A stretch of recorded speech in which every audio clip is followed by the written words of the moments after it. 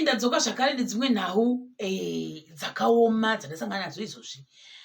Ini ndati I am now packing my bags. Zvokwadi zvepasocial media zvandigura kunorira zvandipedza mate mukamwa. Why? Because tikubva kuona live stream yaitwa namai yeyu. Mai hamuzivi.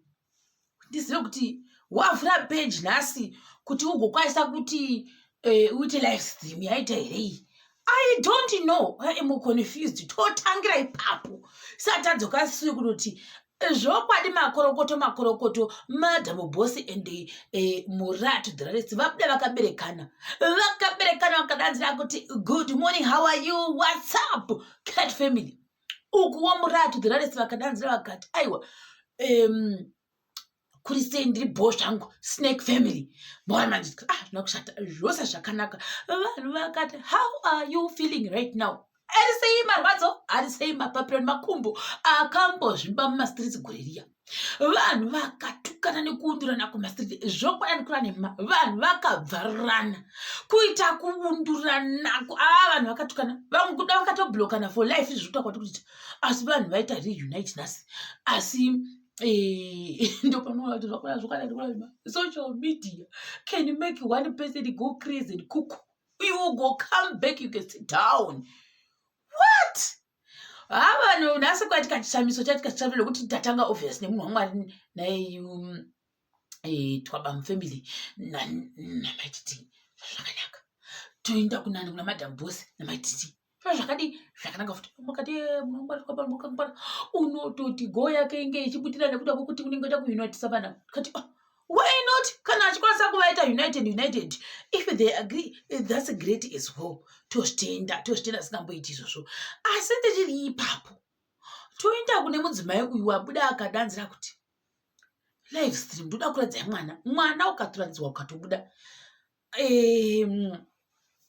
Ndiri ipapa zvowandosenga mikwende on behalf of Madam Boss and murume wavo zvokwadi kuti ngoni munetsiwa. These people, they are very strong. It's the first thing I just have to appreciate. Very strong indeed. Nasi vakanzi vata divorce, mangwana vakanzi varampana in this direction of the northeast. Mangwana vakanzi vazobatwa nanhingikani murume waMadam Boss wakabatwa nemukadzi wanhingirikinikani. Vanhu vakasimba vaya. Ndomboimagina zvakare ndakazvimirira kuti saka dai zvaitika mune dzimwe dzimba izvi vanhu vaikwanisa kugara iri mwana kana kuti dai vakasiyana kana kuti toti kudii right now. I don't know. Let me applaud them. Vanhu vaviri vava nekuda kwaizvozvi sure kwandadzokera uku. Tochiuya apa uyu mudzimai anongochinzi wafambidzana nanhingi kuti ngoni munetsiwo vanenge urimo nemunhu wavo vanomira naye. Zvakanaka. Ndichisenga mukwende yavo nemituro yavo. Zvokwadi nekuti yazobuda nhasi yavakoma vakati ndine chiV11 remwana wani waMadam Boss. Indatotifunga kuti asi kune imwe sikiti inoda kubuda yakanzi V11 Madam Boss kuti izvo munhu uri kutobuda totashuwa. Asi ndochiona mudzimai uyu very chilled, cool people, those cool ladies. Ndo vandati ndokwanisa kutaura nezvavo kuti ndikavatarira uye ndikahwa matauriro vanenge vachiita you feel the warmth yevoice. Tozowavo tanzi ndakachengetedzwa mwana Madam Boss kuSouth Africa kuJonuku ndiko vakachengetedzwa mwana wavo touya cute baby mutsvuku. Mwana uya noti ndiye mwana waMadam Boss wandakachengetedzwa. Mwana uyu ndifunga kuti why now, why today of all the years, why did she decided kuuya nenhau iyi painternet? Wakati kutsvaka mafollowers nezita raMadam Boss. Zvikanamwa, you cannot look for followers by looking down upon another woman. Zvikanzi nevamwe, this is nonsensical. Zvokwadi mhuri yako naMadam Boss ikada mwana dhokotera Mutisi vakanzi uyai muone zviri pano.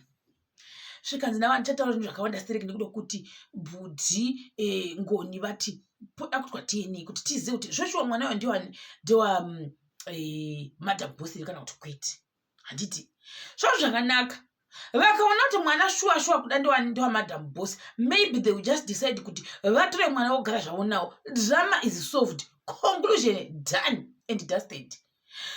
Ndodzokera paya patinotaura kuti analysis of the situation inenge ichiitika pamastreets uku. Ndichitasawo zvakare macomments. Mina, I don't know Madam Boss, I've never met her. I don't know Vamnetsiwa, I've never met him. Bheke ravo rodona. Bheke rakamirira nhamo dzinenge dzichisanganidzwa nadzo pamastreets idzi. Sure, handikura nema.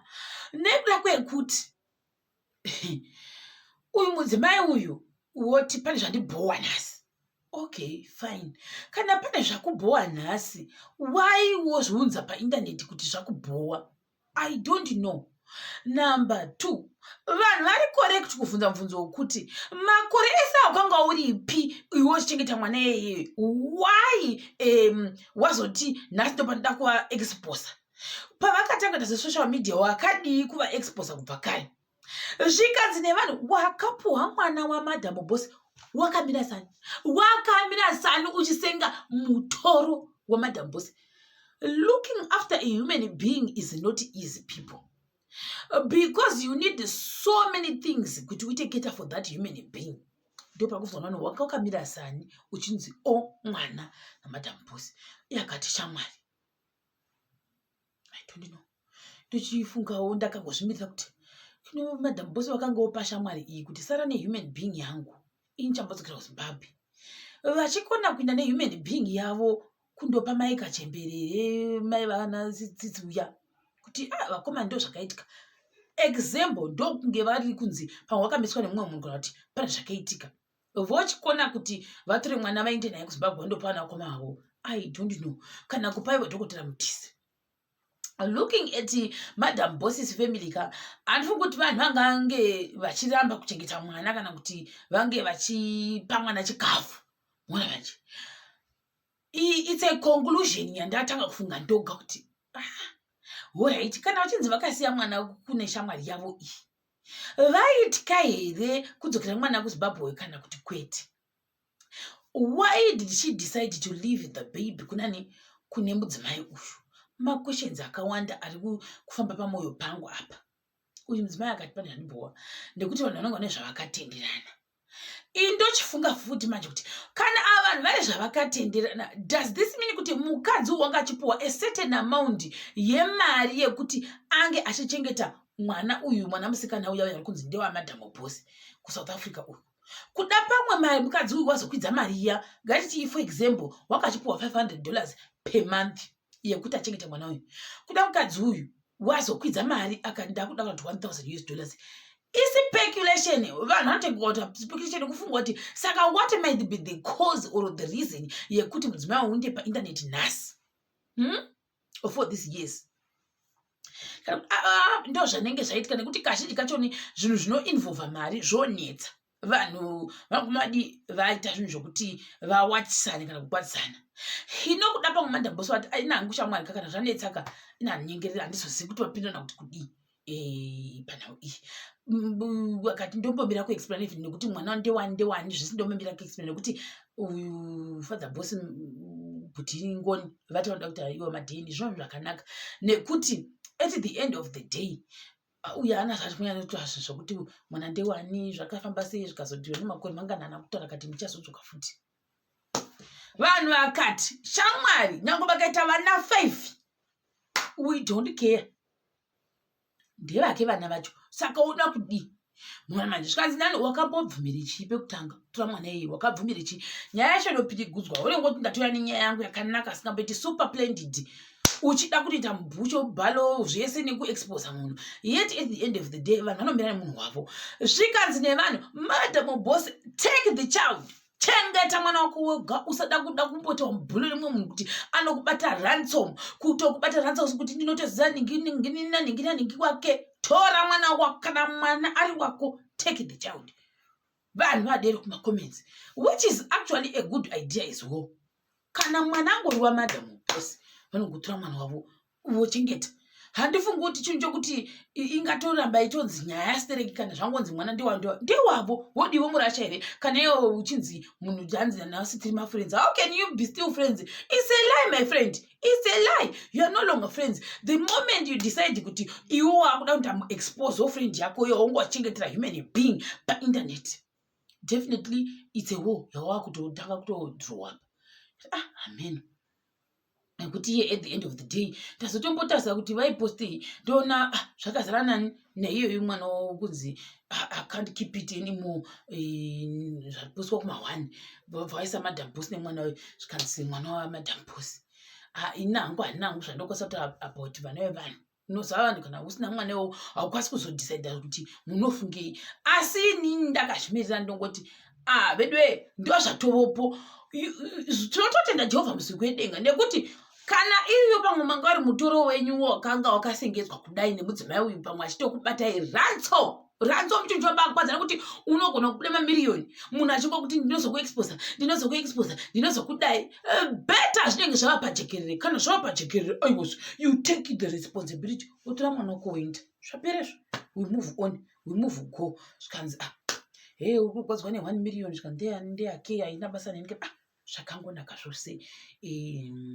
All the best Madam Boss. Ndo zvakakwanisa kutaura all the best kuna iyeyu mudzimai wacho kuti hanzi kuvakamirira kuda maDNA. Zvikanzi nevamwe zvakare hatisi kuzviwisisa kuti chichikuitika. Vamwe vanhu vazhinji vari kuti inhema. Ndosaka ndatiri vati vese kuti kana ari wavo vanokutora, kana vasiriwo wavo vanozovana pakati pavo. Nekuti unogona kurambira munhu kuti haasi mwana wavo mangwana zvikuda zvinzi ndewavo. Kana vanzi ndewavo wosvoderepi? Saka isi nyongotora zvose chingoti all the best kwavari vese. At the end of the day mwana zvesho kana ari waMadam Boss wacho kutaurwa aiwa mwana ngavatoi zvokwadi woendirwa palive nekunzi mwana wacho kana ari wavo zveshuwa oitwa yekera kudaronzi musatora mascreenshot mapedza musatora mascreenshot woenda papeji asi mwana akati bhenengena aripo apa akatopostiwa kare akaiswa paposta. Hanzvisi kuti zvofamba sei. Saka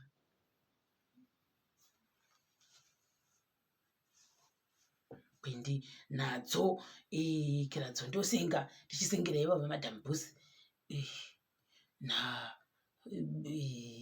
baba ikire baba haya zvacho zvino unonasa kumboona kuti zvinhu zvinoitika paindaneti zvakaoma. Nhasi kune yanhingi mangwana kune yanhingi mangwana mune dzeduwo. Muone manje uchingotekura mukwende yako uchiinda nayo wakasenga nhamo dzose kutsa mbeke kudai zvokwadi kuti asabhudhi vedu vakambosenga shuwa. Indodzisengera wani ndodzisengerawo bhudhi naMadam Boss. Ndo zvakakwanisa kutaura. Ini ndichakubatai zvakare pachikamu chinotevera.